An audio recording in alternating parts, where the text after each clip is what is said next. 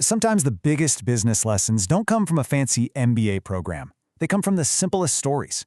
Today, we're diving into two fables about two incredible women who, when faced with complete financial disaster, didn't just survive. They built amazing businesses right from the ground up. So let me ask you this. Do you really need a fancy degree or a ton of investor cash to launch a great business? Or can a truly brilliant idea be sparked by something you see every single day?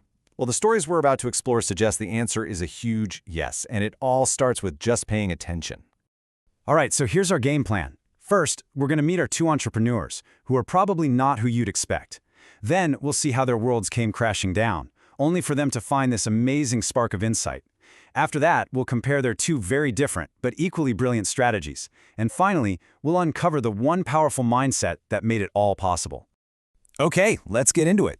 Let's meet the women at the heart of all this. Now, these aren't your typical tech founders. Meet Sarika and Ankita, two truly unlikely business queens whose stories are just packed with lessons for all of us.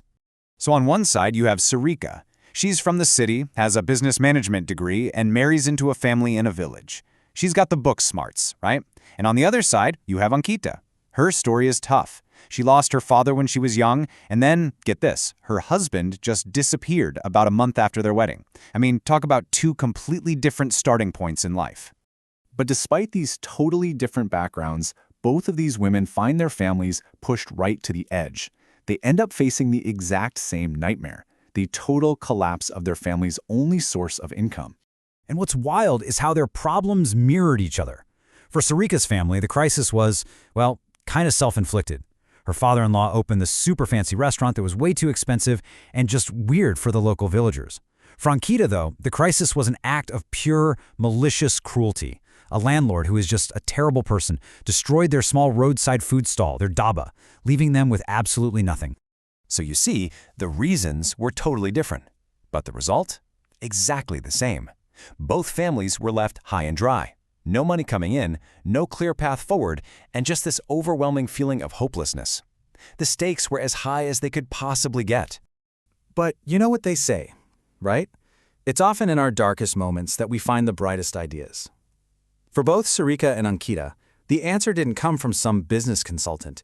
It came from just opening their eyes and really seeing the world that was right in front of them. This right here, this was Sarika's big aha moment. She started noticing something. Her family's fancy restaurant, empty, crickets. But the local street food vendors, they were always packed. She realized her father-in-law had made a classic business mistake. He tried to sell people something they never asked for and didn't want. The villagers wanted something familiar, a place where they felt they belonged, not some stuffy restaurant with foreign food. Now, Ankita's moment of genius. Wow. It's almost like a scene from a movie. She's caught in a huge rainstorm, feeling completely defeated, and then she sees it. A woman just calmly selling roasted corn under a big umbrella, totally protected from the storm. And bam, the idea hits her. A new kind of business, a low-cost, mobile, and totally weatherproof eatery. She called it an umbrella dhaba. Okay, so this is where things get really interesting. They're facing the exact same problem. No business, no money. But the solutions they come up with are completely different, yet equally brilliant. One looks to the past, to tradition. The other looks to the future with a totally new invention. Let's break this down. Sarika's solution was all about authenticity. She turned that failing restaurant into a bhojanale, which is like a traditional, no-frills eatery serving home-style food. Her secret weapon was what's called apnapan, that feeling of familiarity, of belonging, of home. Ankita, on the other hand, was all about pure ingenuity. Her menu was simple stuff, chai and snacks, but her concept was a stroke of genius, low-cost, weatherproof, and totally unique. So for Sarika, success was all about subtraction, getting rid of everything that felt out of place.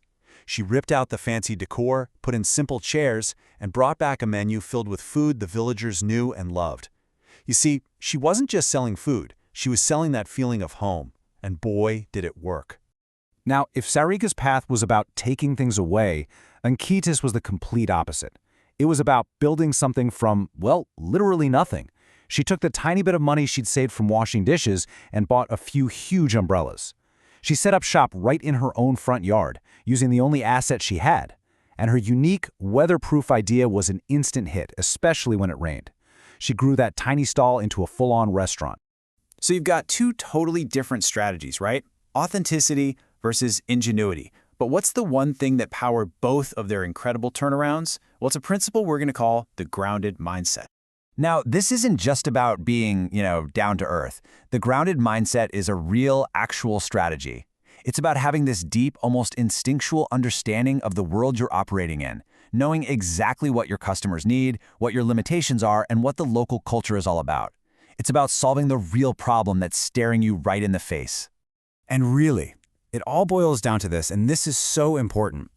Both women succeeded because their solutions were perfectly, brilliantly tailored to their specific situations. Sarika won because she truly understood her customers. Ankita won because she truly understood her constraints. And the result of all this? Well, from the ashes of two completely failed businesses, two business queens rose up. They didn't just save their families from poverty, they created the most successful, most talked about businesses in their communities, becoming these incredible pillars of strength and inspiration. Which leaves us with one final thought, a question for you.